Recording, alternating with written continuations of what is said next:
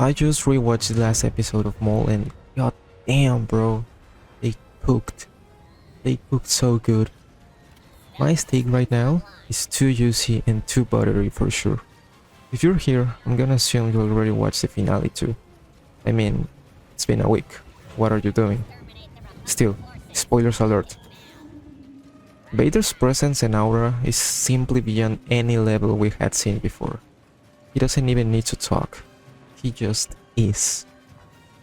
I didn't like how at the beginning they encounter Vader, then they say run, and Vader just lets them.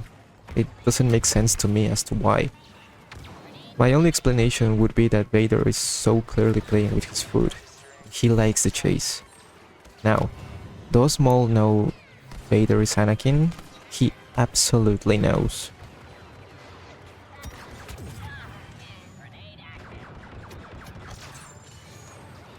Anyone remember this scene? What do you want with Anakin Skywalker? He is the key to everything. Yeah, he knows. He's connecting the dots on the way, but yeah, he absolutely does know. This question actually leads me to my other point, and I think it's a good question. Does Vader think Ahsoka was killed by Maul? I mean, the last time they saw each other was before Maul attacked on Mandalore. So, by seeing him alive and not knowing anything about her since that day, my logic would be Vader thinks he killed her. Yes, we see Vader holding Ahsoka's saber in Clone Wars finale, but picture this in Vader's mind. Maul gets loose, which he actually did, kills everyone including Ahsoka, and then vanishes into the shadows. So we know that scene is actually after the encounter with Maul, since we see the Stormtrooper helmets. I think Vader has been searching for the ship ever since the Maul encounter, so he can know what really happened. You could argue, why would Maul leave the rest in the shape of a graveyard? Where is Ahsoka's body? With this visit here, I think Vader realizes Ahsoka is pretty much alive, which lead us to the events in Rebels. I really like the body mechanics of the current animation.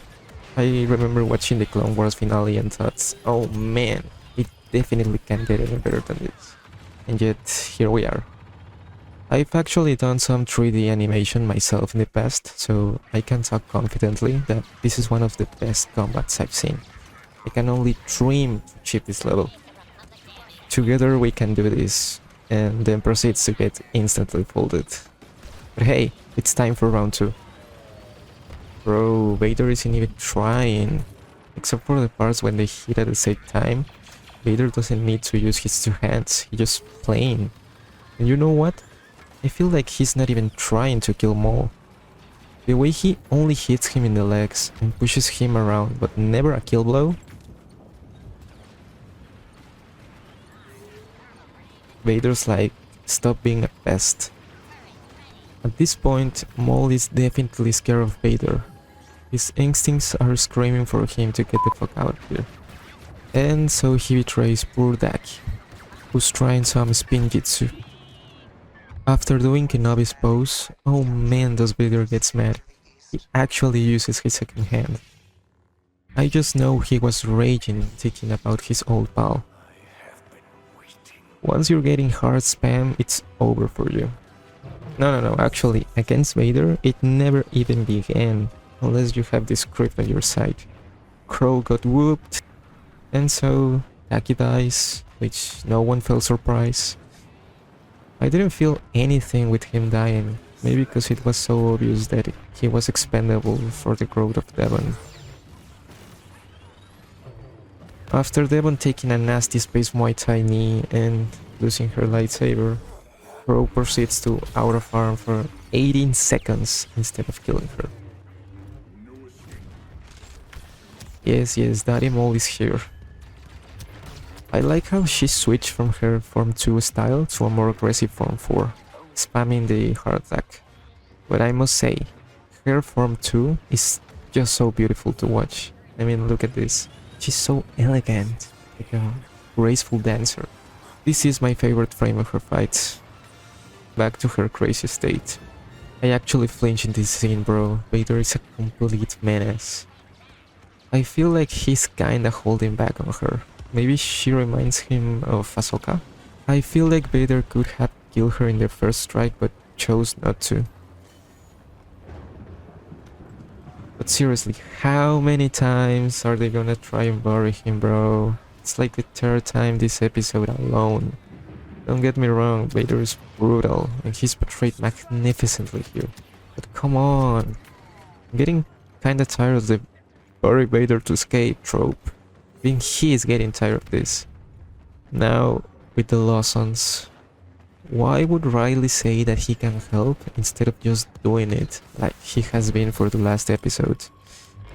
He's a guy who shoots first and asks later, but now he has to ask for some reason. Honestly, Captain Lawson became one of my favorite characters so quickly. He's very well written, and I dare to say, even kind of realistic. His speech felt so casual, and yet so emotional, even if it's short.